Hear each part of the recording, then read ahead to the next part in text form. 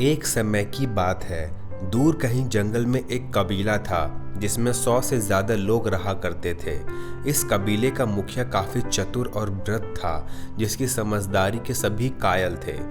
कबीले के सभी लोग मुखिया से खुश रहते थे, लेकिन आपस में हर किसी से जलते और एक दूसरे के प्रति द्वेष रखते थे।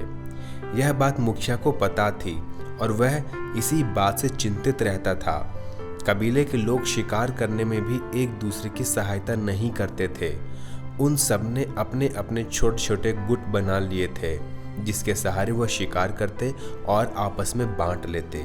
कभी कभी तो एक ही शिकार को लेकर कबीले के गुट आपस में ही एक दूसरे से भिड़ जाते थे और कई बार जब भिड़ंत हिंसक भी हो जाती थी।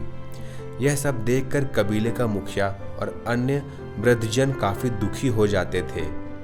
वह मुखिया से कहते कि इस समस्या का कोई न कोई हल निकालो, नहीं तो यह आपस में ही लड़ मरेंगे या फिर किसी बाहरी आक्रमणकारी द्वारा मार दिए जाएंगे।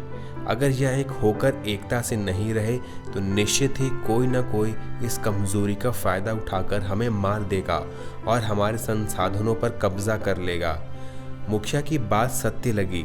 उसने बहुत सोच विचार के बाद सभी कबीले वालों की बैठक बुलाई और सबको एक ही नाप का एक जैसा दिखने वाला लकड़ी का एक टुकड़ा दिया और कहा कि सबको अपना अपना नाम इस लकड़ी पर लिखना है। सबने वैसा ही किया और सबने अपना नाम लकड़ी पर लिख दिया। फिर मुखिया ने अपने सेवकों से कहा कि इन सब लकड़ी के टुकड़ों को एकत्रित करके दूसरे कमरे में रख दिया जाए। मुखिया के सेवकों ने सभी टुकड़ों को इकट्ठा करके दूसरे कमरे में रख दिया।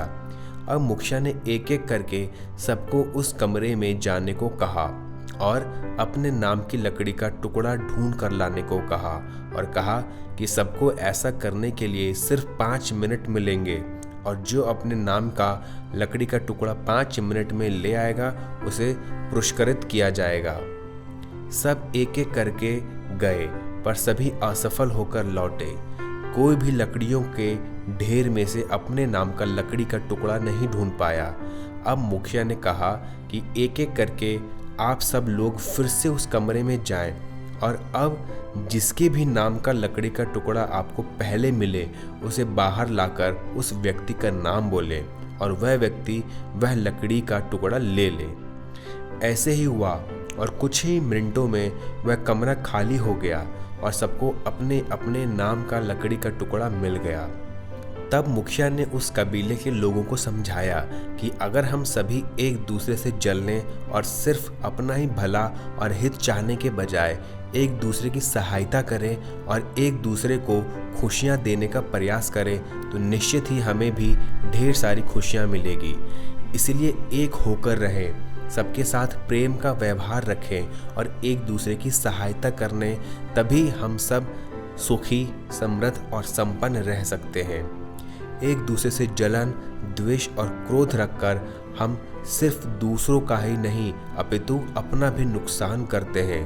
क्रोध और जलन हमारे सोचने समझने की शक्ति तो क्षीण करता ही है एवं हमारे व्यवहार को भी बेकार बना देता है, जिस कारण हमें कोई पसंद नहीं करता है। इसीलिए हर बात में केवल अपना मतलब ना खोजो या सिर्फ अपना भला ही ना सोचो अपितु पूरे समाज का भला सोचो।